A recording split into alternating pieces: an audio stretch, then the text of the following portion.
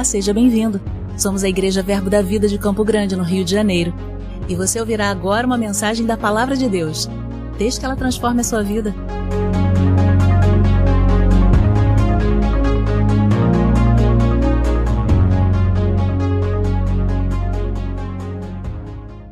Aleluia!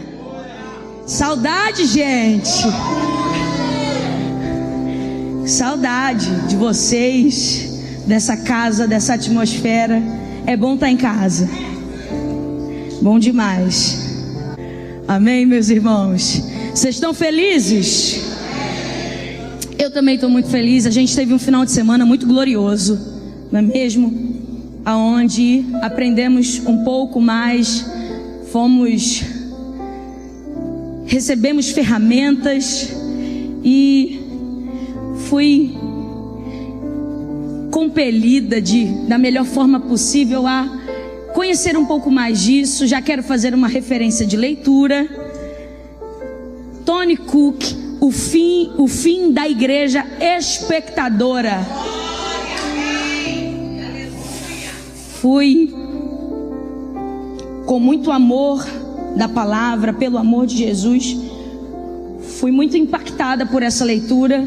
Confesso que acho que nunca li um livro tão rápido, ainda não consigo completá-lo, mas vou maratonar, como alguns maratonam no Netflix. Eu vou maratonar esse livro para encher-me mais de ferramentas.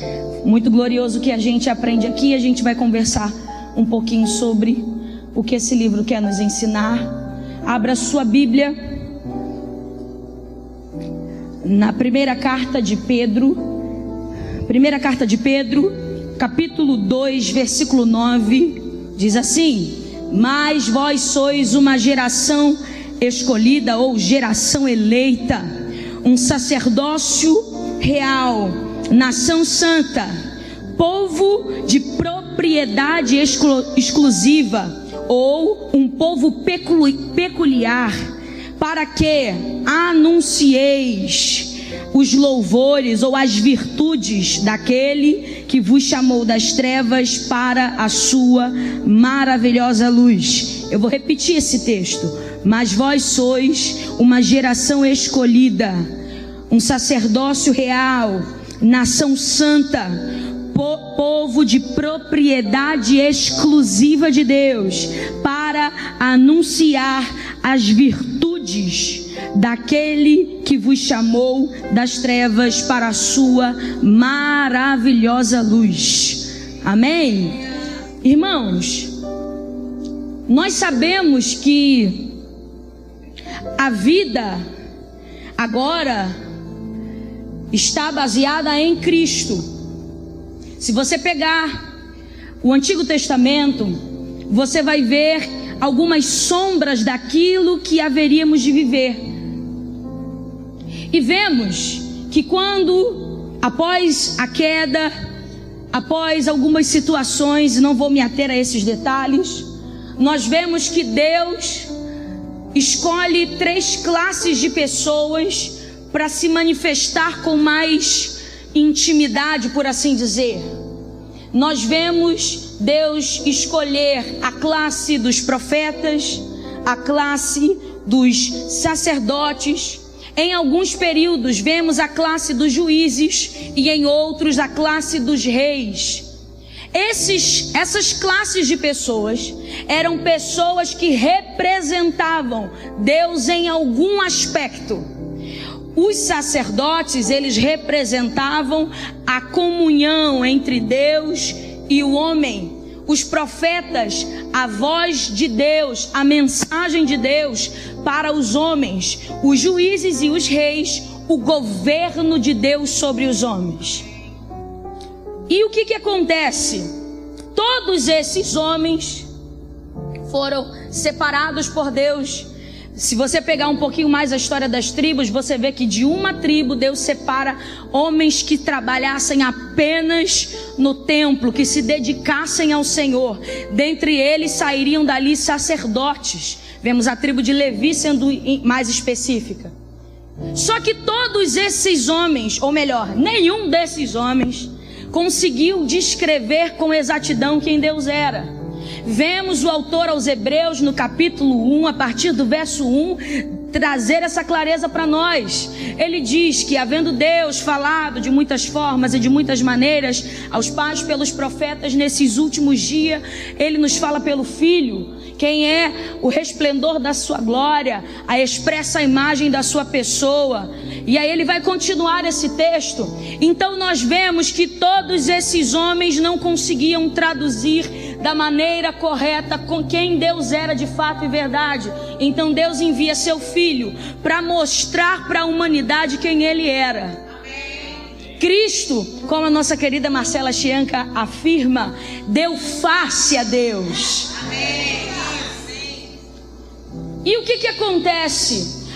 Nesse tempo aonde os homens estavam separados de Deus no Espírito, era necessário que esses mediadores, que esses homens fossem uma ponte, um trampolim, um caminho para entender aquilo que Deus estava dizendo, para obedecer à vontade de Deus e para oferecer a Deus sacrifício.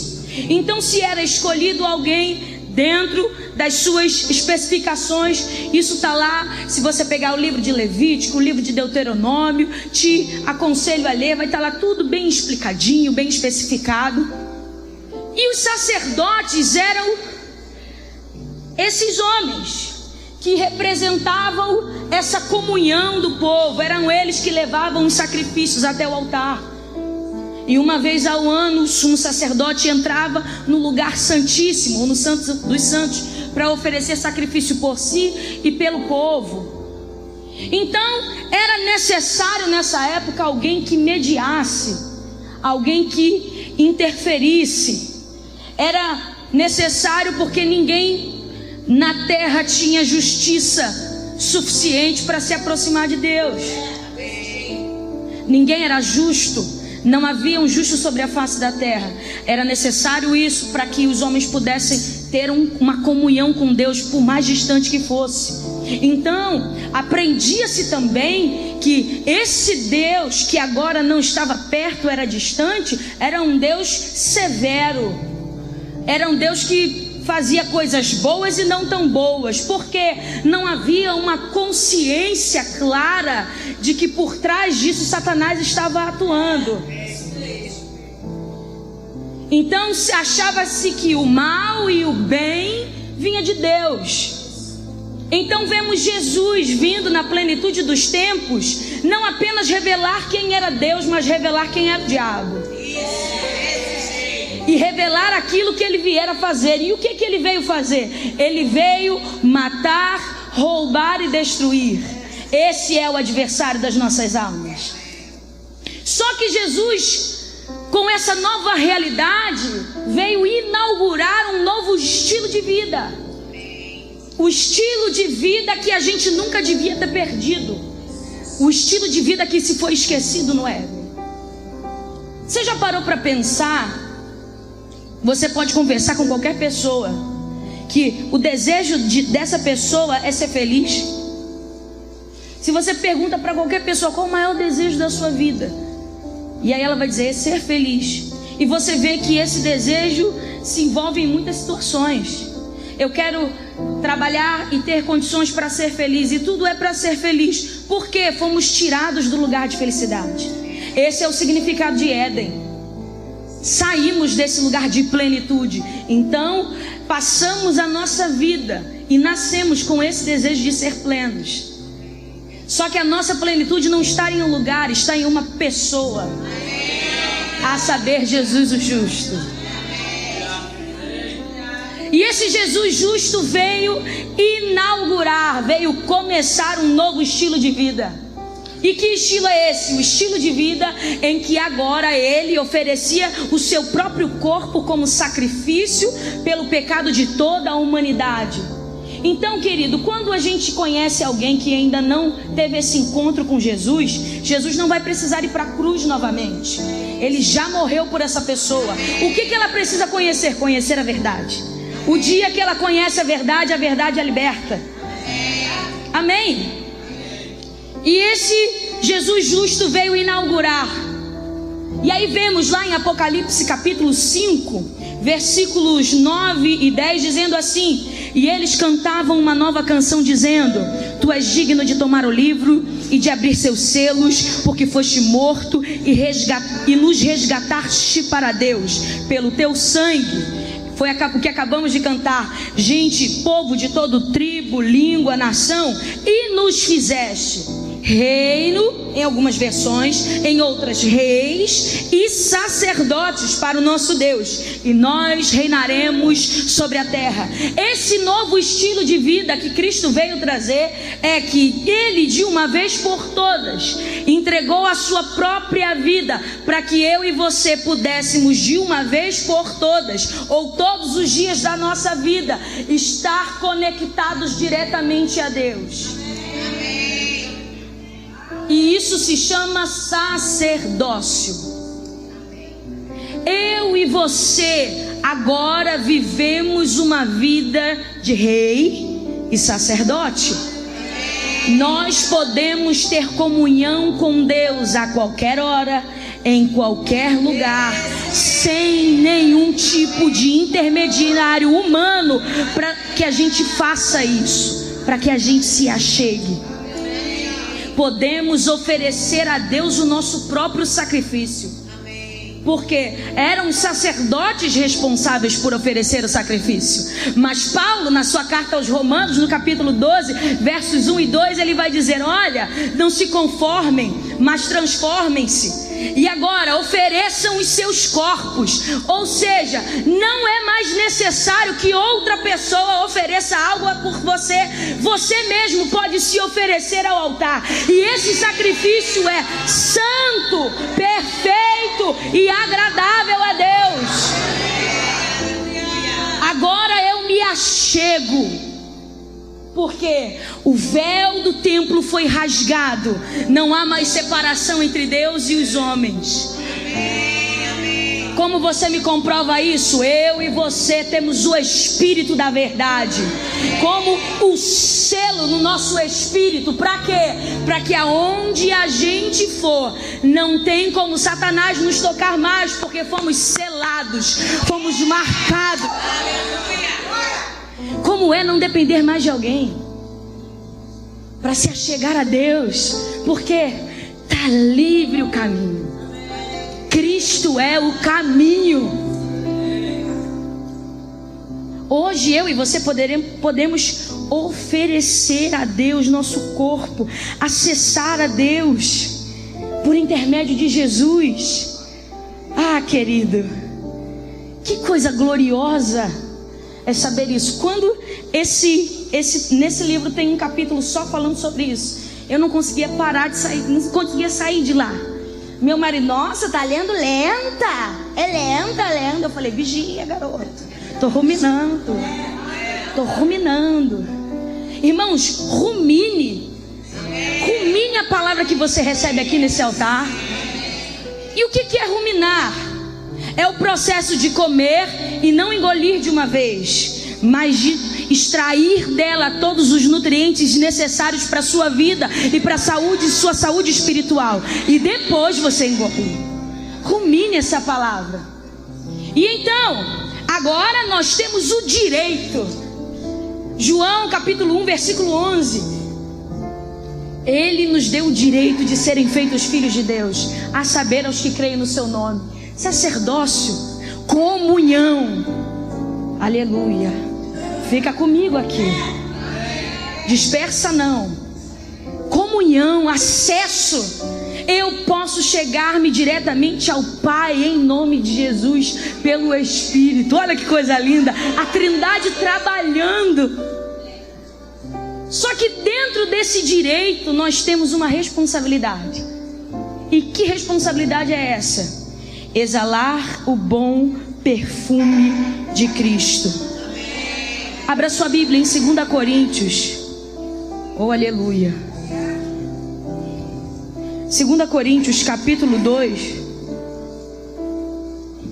versos 14 e 15. Versos 14 e 15.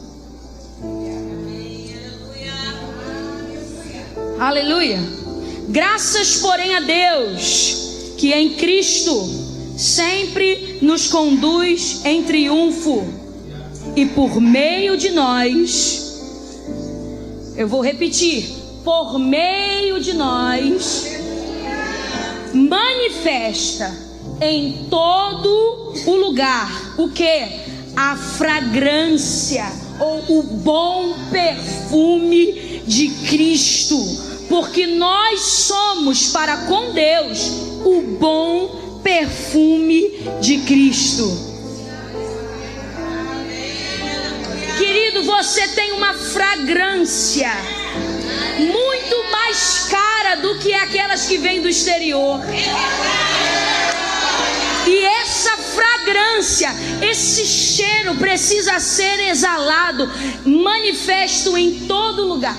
Eu tenho certeza que você já esteve em algum ambiente que a pessoa era tão cheirosa que você fica, pelo amor de Deus. Amém. A irmã acha que eu estou falando dela. Mas tu é cheirosinha também, que paz. Mas que você, às vezes aquele perfume tão marcante. Quantas vezes a gente tem memórias olfativas? Ai, caramba, esse era o perfuminho da minha avó quando era viva. A minha avó tem um cheirinho, minha mãe tem um cheirinho. Esses dias eu peguei emprestadinho um perfuminho de mamãe. Aí fui viajar. Quando cheguei na casa de Alcemir e Isabelle, nossa, dá com cheiro de Cátia Regina. Cátia Regina, para quem não sabe, é minha mãe e hoje está aqui me assistindo, aleluia. Por quê? Porque é um cheiro que marca a nossa personalidade. E agora, nessa nova vida em Cristo, nós temos esse perfume. O bom perfume de Cristo. Cristo é a nossa fragrância. Então, aonde a gente for, esse perfume precisa ser exalado. Aonde a gente passar, esse cheiro tem que ser exalado. Por quê? Porque nós somos os carregadores da presença. Querido, aonde você chega, o cheiro de Jesus vai com você. Ele precisa estar impregnado na sua vida. Impregnado. Ele precisa ser exalado. Deus colocou você no lugar aonde você está para uma única, e eu não vou dizer simples, porque não é uma responsabilidade simples. Não é uma responsabilidade simples. É uma responsabilidade honrosa, mas muito séria, de exalar o perfume de Cristo. E agora, para que você reflita, não precisa levantar sua mão. Será que aonde você trabalha, aonde você estuda, o seu meio de convivência, as pessoas conseguem inalar esse cheiro? Da sua boca, o que destila? O que sai ao você falar? Será que é o cheiro de Jesus? Ou você percebe que tem perfume misturado? É para você refletir. Nada do que estamos falando aqui para te condenar. Não. Mas para que você reflita e compreenda quem você é em Cristo hoje. E o que você e eu precisamos fazer e ser. E esse perfume precisa ser exalado, manifesto. Nós precisamos compreender, nós precisamos manifestar, nós precisamos expressar esse perfume. Nós precisamos ser sacerdotes de Deus. Nós precisamos oferecer a Deus a nossa vida, mas também precisamos exercer o nosso sacerdócio concernente ao irmão. Nós precisamos entender que juntos nós somos casa espiritual, mas sozinhos somos pedras vivas. Nós precisamos compreender que juntos somos corpo. E o corpo não exerce, os membros do corpo não exercem a mesma função. Cada parte do corpo exerce uma função específica. Que estranho seria se todos os membros do seu corpo exercessem a única função de te manter equilibrado. Ou que estranho seria se todos os membros do corpo exercessem a função de falar. Isso seria disfuncional. E Deus não trabalha com nada disfuncional.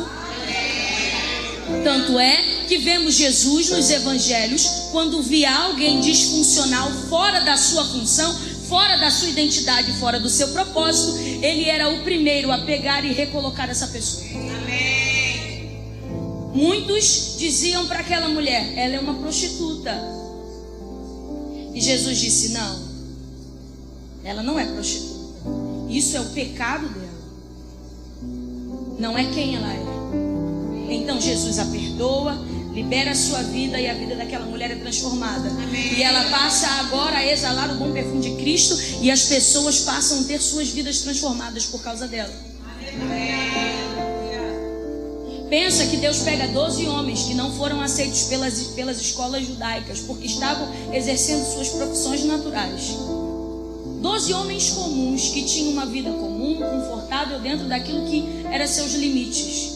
Jesus pega esses homens, os ensina, os transforma, os capacita. E é por causa desses 12 homens, e depois um tempo mais nós vemos Paulo e tantos outros mártires da fé, que eu e você estamos aqui. Amém. Glória a Deus. Isso é o quê? Entender que o meu sacerdócio não está somente ligado a Deus, mas ligado ao outro. Por quê? Qual foi a primeira, por assim dizer, resultado do pecado? Foi acusar o outro. Quando o homem cai, a pergunta que Deus faz é: aonde você estava? Ele vai dizer: olha, eu ouvi sua voz, tive medo e me escondi. E aí ele vai dizer: mas foi a mulher que você me deu. Então, o pecado nos trouxe inimizade com Deus, mas também inimizade com o outro. Então Jesus vem e restaura a nossa amizade com Deus, mas também a nossa amizade com o outro irmão. Querido, não há uma competição. Eu e você não estamos na corrida maluca dos desenhos. Ninguém aqui está competindo, não. Estamos todos correndo a nossa carreira como membros do corpo, cada um na sua função, para que Cristo seja glorificado.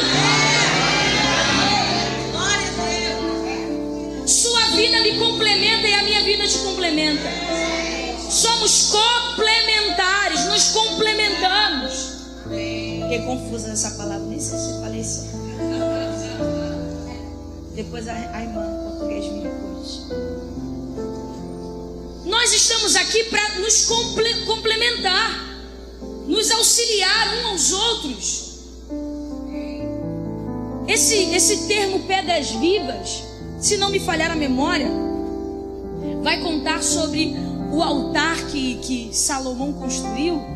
E a Bíblia diz que não se ouvia barulho de ferramenta humana, mas as pedras desciam da pedreira e elas se ajustavam.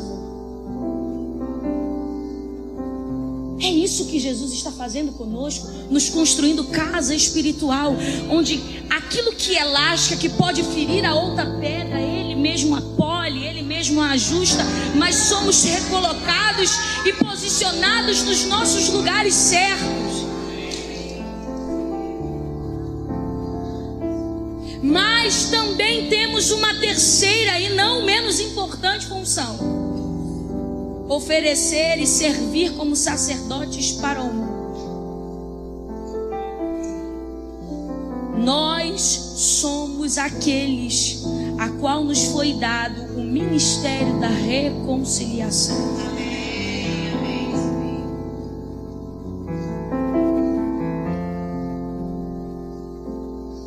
Eu e você temos uma função: reconciliar a humanidade. Eu e você somos o braço da misericórdia. Nós não estamos aqui para julgar as pessoas por seus pecados. Isso Satanás faz, e com excelência. Mas na verdade nós estamos aqui para mostrar a essas pessoas que há necessidade, ou melhor, há algo muito mais importante a se viver. E que esse estilo de vida não vai levá-la a lugar nenhum. Nós não deixamos de pecar porque agora a gente é evangélico. A gente deixou de pecar porque a gente não precisa, mas porque não somos mais escravos do pecado. A escravidão era uma questão onde você faz porque você está sujeito a algo. Não estamos mais sob essa sujeição. E qual é a boa notícia? Que quem quiser pode também viver essa vida onde o pecado não mais a sujeita. Eu e você somos a cruz e não o pedágio.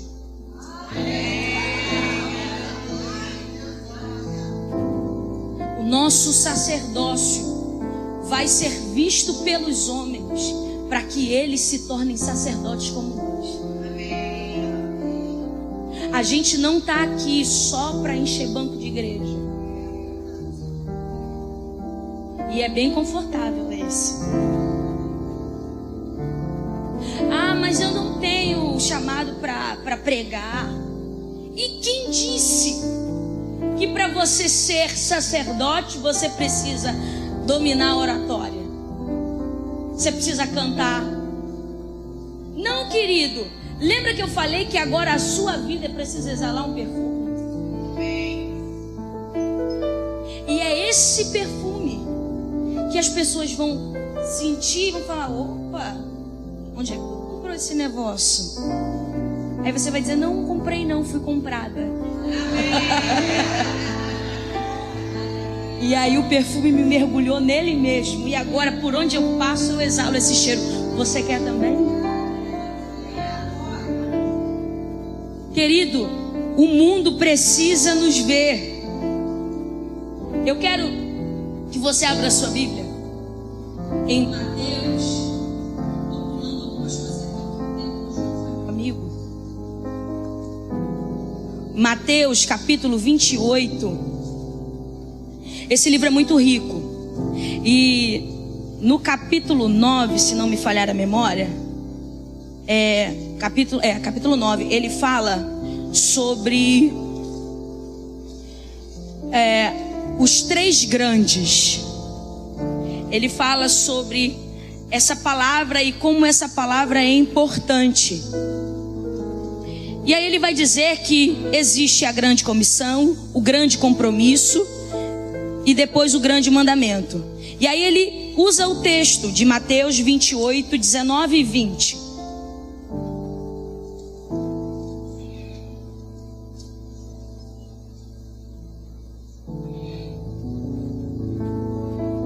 Eu já vou ler para não perdermos mais tempo. Ide, portanto, fazei discípulos de todas as nações, batizando-os em nome do Pai, do Filho e do Espírito Santo, ensinando-os a guardar todas as coisas que vos tenho ordenado. E eis que estou convosco todos os dias, até a consumação do século. Em João capítulo 20, versos 21, 22 e 23, ele também diz assim: Pai seja convosco, assim como o Pai me enviou, eu também vos envio. E havendo dito isto, soprou sobre eles e disse-lhes: recebei o Espírito Santo. E se de alguns perdoardes os pecados, são-lhe perdoados. E se los retiverdes, serão retidos. Não vamos nos ater a esse texto. Vamos ater ao versículo 21. Disse-lhe, pois, Jesus outra vez. João 20, 21, 23. Pai seja convosco, assim como o Pai me enviou, eu também vos envio. Há uma missão que eu e você devemos cumprir como sacerdote. Após a gente receber Jesus, a gente estar dentro de uma congregação, crescendo, sendo edificado, estruturado, nós recebemos dentro deste pacote. Isto não é opcional. Não é, olha, se você quiser, você vai, prega o evangelho. Não, isto tá dentro do pacote. Sabe quando você compra um Kinder Ovo e tem um brinquedo lá dentro? Tá dentro do brinquedo. Recebeu o evangelho do reino embutido nisso você tem a convocação de Deus de pregar este mesmo evangelho que mudou sua vida. E aí você pode pregar esse evangelho de inúmeras maneiras, mas eu e você precisamos anunciar. Eu escrevi algo para que você entenda bem. Eu e você, nós somos arautos. E quem eram os arautos? Os arautos eram proclamadores.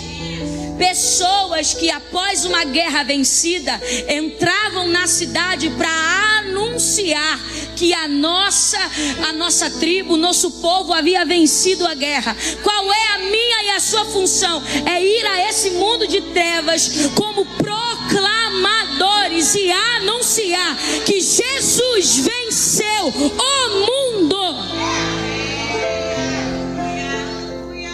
E que todo aquele que creres que Ele é o Filho de Deus, que ressuscitou dentre os mortos, todo aquele que crê pode se tornar um arauto como nós. Nós estamos aqui para anunciar essas verdades. Recebemos muitas ferramentas. Fomos alimentados de inúmeras formas. A pergunta que nós precisamos fazer a nós mesmos é: a gente vai engordar ou a gente vai exercitar? Porque a gente pode comer e sentar, e a gente não vai produzir energia. Mas a gente pode comer e correr e caminhar e fazer aquilo que nos está disposto a fazer. Aonde? Seu trabalho. O seu trabalho é o seu campo missionário. Sua casa, seu campo missionário. Seus parentes, seu campo missionário. E você vai precisar chegar: oh queridos, olha, eu vim, abra a Bíblia. Não, você precisa ter uma vida. E essa vida vai mostrar para o mundo que, opa, o cheiro do perfume vai atrair as pessoas. Você já parou em uma fila de banco ou fila de qualquer lugar? Gente, fila é um campo missionário glorioso. Você às vezes está com fone de ouvido. No meu caso, então, eu estou com muito fone de ouvido para não ouvir mesmo. Porque se eu não te cumprimentar na rua, não é porque eu sou antipática, é porque eu não estou vendo. Primeiro, que eu não enxergo de longe. Segundo, que eu estou com fone de ouvido. Eu vou estar assim. E aí a gente para na fila. Sempre tem alguém que quer puxar um assunto para a conversa. E aí a pessoa vai falando, aí daqui a pouco tá falando da vida, tá chorando as lamúrias, e aí você vai: em nome de Jesus, olha minha querida, mas Jesus salva, Jesus cura, Jesus liberta, Jesus muda a vida. Uma vez eu entrei no Uber e naquele dia não tava para papo. Mas o cara conversava. E aí eu tava falando com alguém no WhatsApp, ele ouviu, ele: nossa, você é evangélica? Eu falei: sou, sim, senhor. Tá aqui meu cartão. E aí ele começou a falar: eu tô desviado. Eu falei: rapaz, Deus tem um chamado na sua vida. E aí a palavra de conhecimento e a palavra de sabedoria começaram a fluir naquela hora. Eu entreguei uma palavra para ele, orei por ele, convidei ele para vir no culto. Eu não sei se ele veio ou se eu não veio, mas esses dias eu entrei no Instagram e ele me mandou uma mensagem. Ele falou: olha, Jesus restaurou meu ministério, meu casamento, a minha vida. Eu voltei a ser um arauto.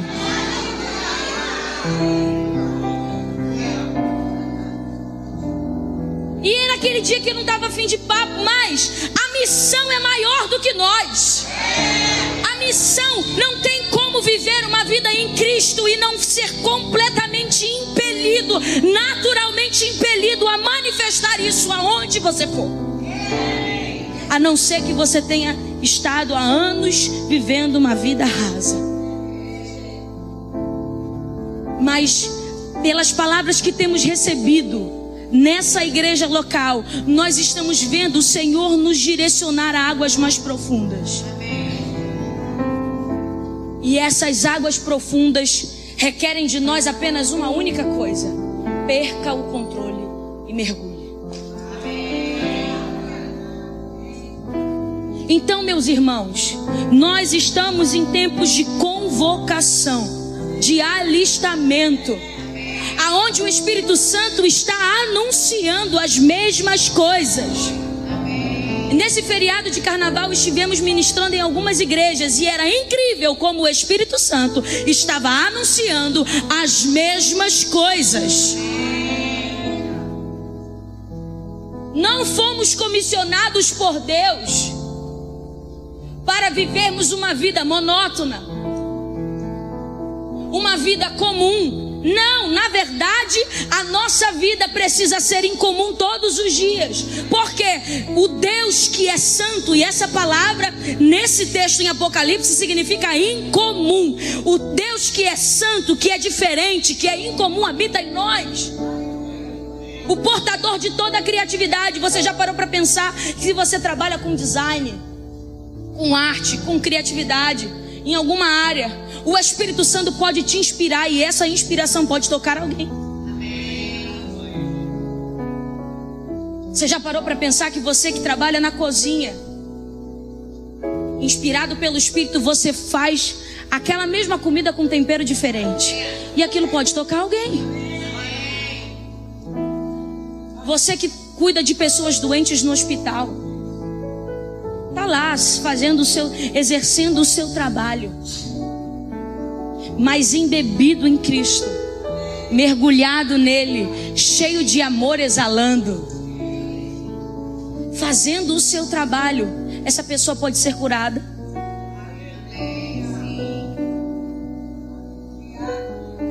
Você sabia que você exercendo o seu sacerdócio, recebendo alguém na porta da igreja, quantos testemunhos nós temos? Um sorriso, um abraço, um boa noite.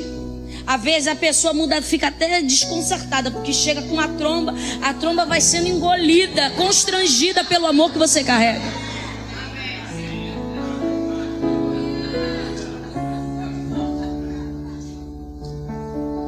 É ou não é verdade, irmão? A gente está em família hoje, a gente está trocando uma ideia. A gente recebeu muito. E o que vamos fazer com o que recebemos? A gente vai olhar e falar: nossa, olha que profunda. Que coisa bonita. Ou a gente vai pegar essa informação, vai pegar essas ferramentas e vai usar. Você já parou para pensar se o microfone não fosse usado para ser microfone? Percebe que ele tem essa função, que é ampliar o som da sua voz. Mas eu posso simplesmente pegar e colocá-lo como peso de papel. Ele vai pesar o papel, mas ele não vai cumprir o seu propósito. Querido, está no seu DNA de filho de Deus. Está no seu DNA de filho de Deus. O Ministério de Música pode subir. Está no seu DNA de filho de Deus manifestar Cristo. Está no nosso DNA de filho de Deus manifestar Cristo. E a oração que eu faço nos últimos anos, desde que entendi o chamado de Deus sobre a minha vida, é: Deus, não me deixe de fora do que o Senhor está fazendo. Pode até parecer romântico, e não é romântico, mas eu entendi que não tem como reter para mim uma verdade tão gloriosa de um Deus tão poderoso. É muito egoísmo. E vivemos nesse mundo egoísta. Você já parou para pensar que você oferecer um biscoito para alguém sentado numa fila de onde esteja mostra que você está partilhando algo com ela? Eu estou querendo trazer para a nossa realidade, para o nosso dia a dia, para você entender que não só apenas as pessoas que estão aqui exercendo seus cargos ministeriais, porque foram chamadas por Deus para isso, mas toda a igreja, todo o corpo de Cristo tem uma função, que é andar sobre a terra e revelar o Cristo. Nós fomos comissionados por Deus, porque é Deus que está nessa missão.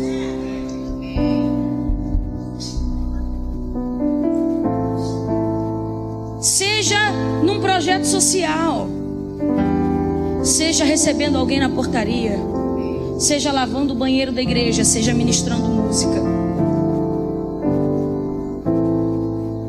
E não tem como a gente não falar daquilo que a gente não vive. Às vezes não precisamos dizer muita coisa, mas a nossa vida precisa exalar o bom perfume de Jesus. Antes de eu entrar integralmente, eu vou encerrar com isso, no ministério da música e da palavra, da itinerância, por assim dizer, eu dava aula particular. E eu só pegava a criança problemática. Todos aqueles que a mãe dizia, é burro, não vai aprender. Era isso que eu ouvia dentro das casas. Não, esse menino aí, ó, 6 anos de idade, às vezes a criança é burro, não vai aprender. Meu Deus, só tem 6 anos, como é que você já está dando um diagnóstico assim? E aí eu entrava dentro das casas e falava, daquele meu jeito, Jesus me guarda. Entra comigo nessa peleja, que grande é a obra. Entrava nas casas e eu ensinei a todos os meus alunos a fazer confissão de fé.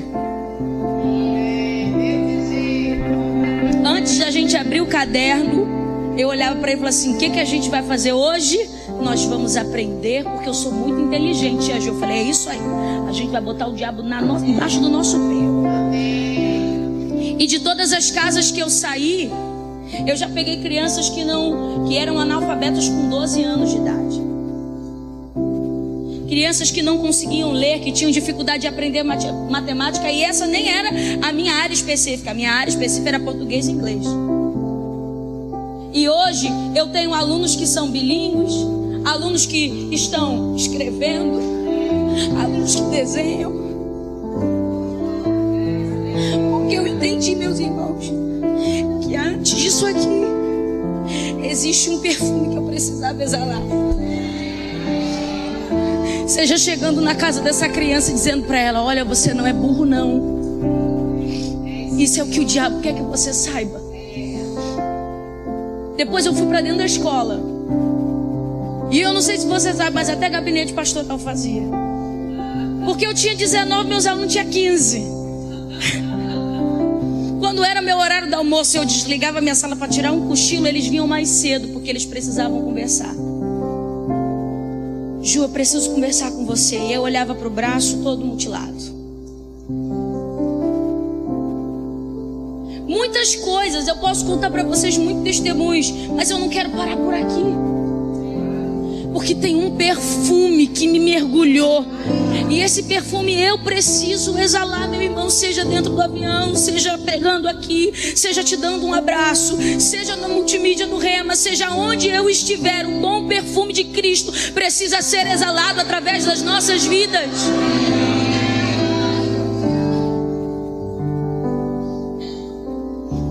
Nós fomos chamados por Deus para reconciliar. Você pode se colocar em pé. Que essa noite você seja despertado ao seu propósito. E deixa eu te falar, a unção respalda o seu propósito. Seja ele qual for. O seu campo missionário está te esperando. Como Jesus mesmo disse, os campos estão brancos. Grande é a seara. Eu e você precisamos nos alistar como ceifeiros. Porque o Senhor dessa seara vai voltar. E é muito ruim a gente sozinho. Nós precisamos levar o maior número de pessoas conosco. Porque nós temos uma missão. Ele nos chamou. Ele nos chamou. Ele nos chamou. Eu não sei o que você precisa fazer, meu irmão, mas eu vou te convidar agora a fechar seus olhos e orar em outras línguas, de olhos fechados. para que você comece a refletir e a compreender. E a compreender aquilo que é necessário ser feito.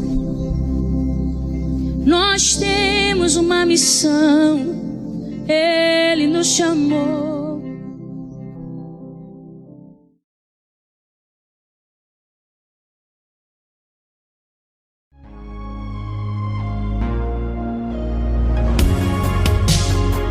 Ouça outras ministrações em nosso site verbodavida.com/Campo Grande RJ. Nos acompanhe também em nossas redes sociais, Facebook, Instagram e YouTube. Seja abençoado na prática dessa palavra.